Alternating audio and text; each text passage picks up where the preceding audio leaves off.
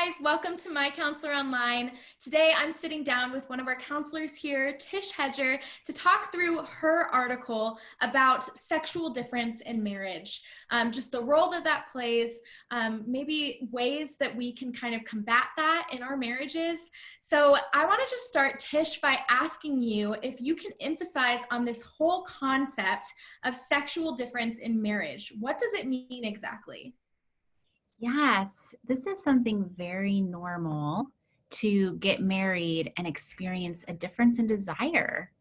That there's one spouse who desires to sexually connect more frequently than the other spouse. And the challenge comes in with how do we communicate around that? What do we do about that? Sometimes that can bring up a lot of challenging emotions inside. Um, for me, my premarital counseling didn't really equip us of how to have those conversations or really even to anticipate that difference. So that difference is really there being a difference in desire of frequency. Yeah, absolutely. And I mean, I was even, as I'm reading this article, I am a newlywed. And same as you, we didn't really go over in premarital counseling, one of us maybe having more desire than the other, even just on a given day. Sometimes it's me, sometimes it's him. And I just think that this is a really important article to talk about, especially, to people who are newly married and maybe didn't expect to encounter this kind of thing. Yes. How do you initiate? How do you decline in a way that doesn't feel rejective?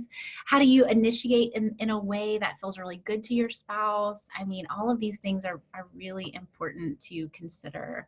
Absolutely. And I think a misconception that I think often happens is that women are always the ones who desire sex less. Would Hmm. you say that that's accurate or? I would say that it is like this cultural idea.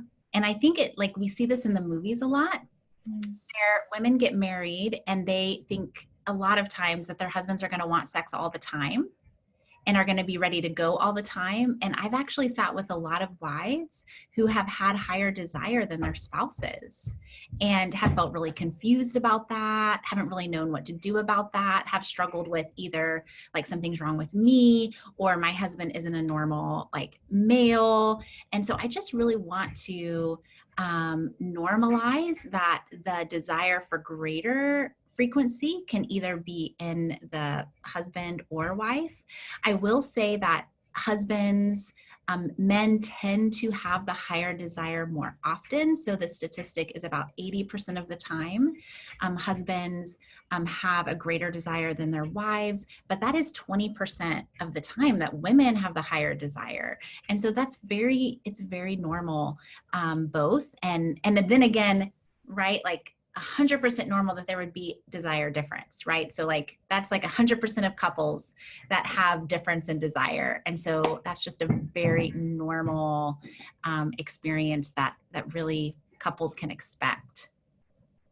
Yeah, absolutely. So tell me a little bit about why this dynamic of, sexual differences in marriage has the power to cause so much damage and so much distress.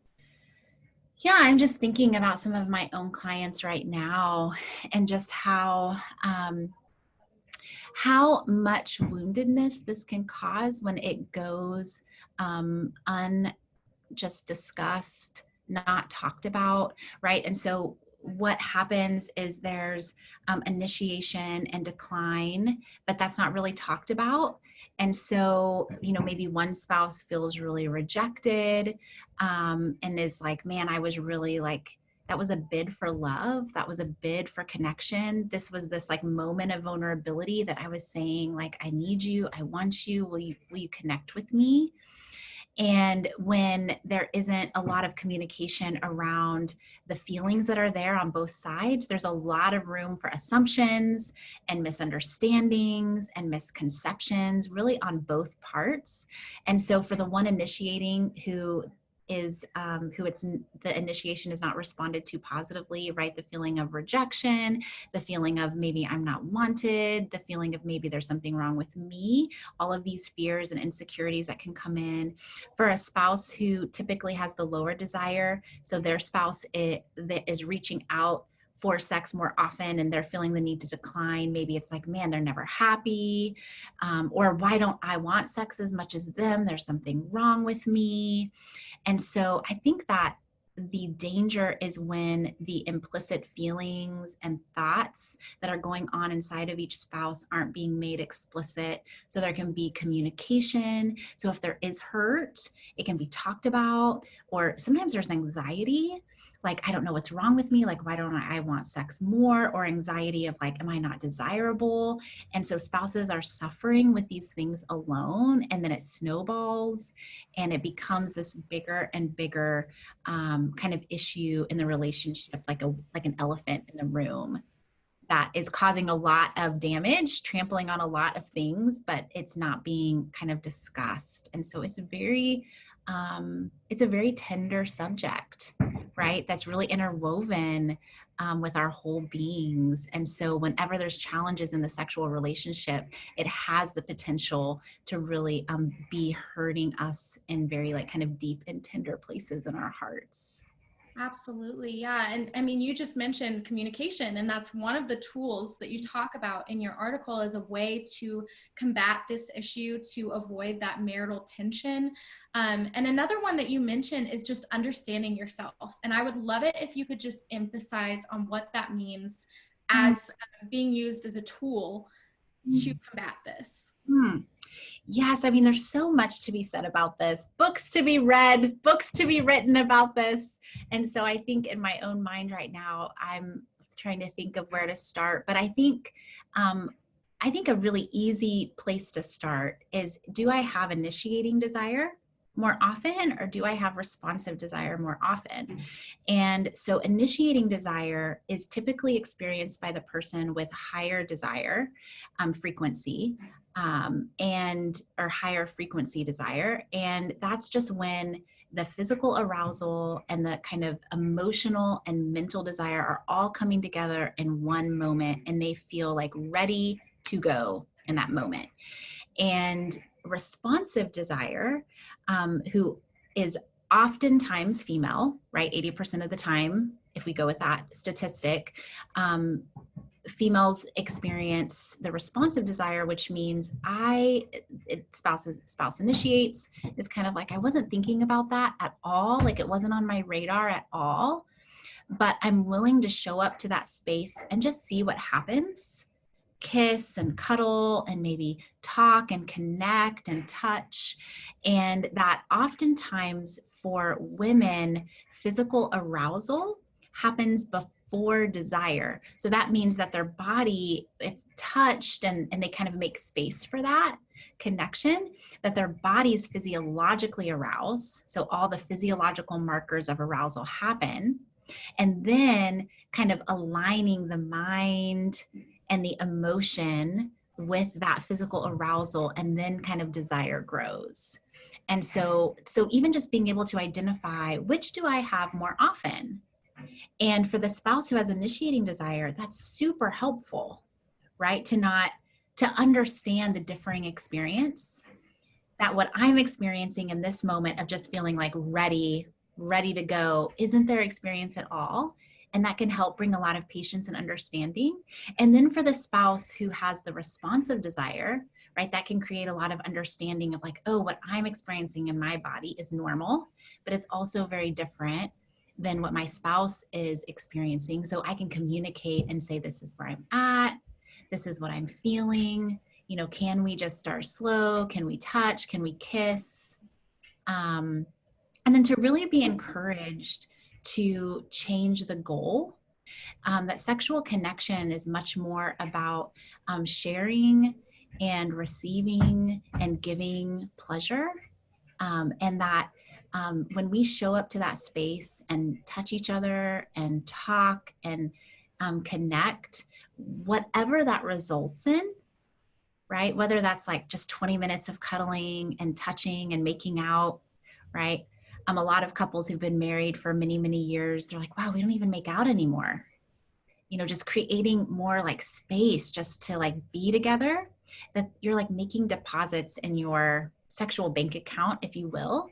And so even if it doesn't result in like both parties having orgasms every time or intercourse, right, that's like a deposit that you've made in your sexual connection, and that carries over, right? That's building intimacy, it's strengthening connection, and really fortifying like the unity and the friendship and the togetherness in the relationship. um, and so yeah, so I think being able to yeah, just have that mindset when you go in can be really helpful as well. Yeah, absolutely. And you mentioned, the importance of communicating that, the importance of communicating, this is my response to this. This is how I'm feeling about this. How do you realistically have a conversation around sex? What does it look like to create that space to have that conversation? And how can you do it in a way that, is successful and you leave that conversation feeling like you have a better understanding of each other? Yes, definitely. So, I want to mention that if there is a lot of hurt or a lot of anxiety or just a lot of things have gotten knotted up in the relationship around this issue, um, that it can be a loaded subject, right? It can be a subject that has a lot of landmines. And so just to encourage couples that if that's the case, to start with a book together and read it out loud. Two of my favorites are Enjoy, and that's the female book, and then The Married Guy's Guide to Sex by the Pinners. They're Christian sex therapists. They're a married couple, and so, of being able to read through, they're just very small kind of handbooks, can be very helpful in laying a shared foundation of the theology of sex. Like, what is the design of sex? Like, what are the common challenges of sex? Right. And it is so normalizing of like, Right. Just opening up the conversation. yes. And where it's not a taboo subject. Like if you think about when you're married, like the idea is you would talk about everything, that you would be, there would be such curiosity about every area of each other's lives where you're building these internal maps of each other that just deepen and um, and are enriched over the years more and more. And that is, it's very important that sex is a part of that conversation. And so I think to make it just where it's really normal, right? It's like this main part of how God designed us, you know, and a really important part of the relationship. And yeah, so if it's an intimidating subject, I want to give a caveat because I think a lot of couples come in to sex therapy with a Christian sex therapist because the subject just feels so intimidating. And they're like, we don't, it's like, where do we go for good resources? We've read a lot of unhelpful resources. It doesn't feel like in our, kind of community or in our church body, it doesn't feel comfortable to ask questions about this or to talk about this. We really feel like we don't have anyone to go to, and it feels so intimidating, and we don't know where to start. Or we just both feel really confused, or there's already a lot of hurt. So I would say if that's the case, get a mentor, or find a come to a Christian sex therapist with us, or get a really good book and start there. If you're newly married and there isn't all of that yet, or you just want to grow in sexual sanctification, then I would just say make it a point to say, hey, how is our sexual relationship going? How are you feeling about our sexual relationship? And really asking your spouse that, and then taking the time of like, how am I feeling about our sexual relationship? Like, what's going really well? Like, what do I appreciate about my spouse? I'm going to tell them that. What do I want to, what would it be? I want to hear, like, in what way does my spouse would like me to grow? Or what can I know to make it a more connective or enjoyable experience for them? And so just having those conversations. Yeah, for sure. And lastly, I just want to ask you, if you can talk more about God's design of sex, tell me its purpose and just his desire for that in marriage. Yes.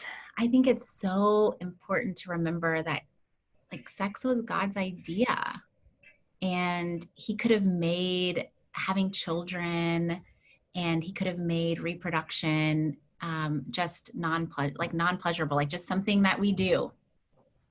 But instead, he made it this really purposeful part of the relationship that's meant to illustrate the oneness that he's called husbands and wives to. That, I mean, we sex is like a physical manifestation of this vulnerable oneness that is so unique to the marriage relationship. And so it is as if, we are coming to that space totally vulnerable, kind of here I am, ready to give of myself like I don't give to anyone else, ready to receive from you like I don't receive anyone else. And that it's really meant to be this safe um, refuge of connection, of tenderness, of friendship, of playfulness, and and something that is really meant to be a celebration of the unity that God has called um, marriages to.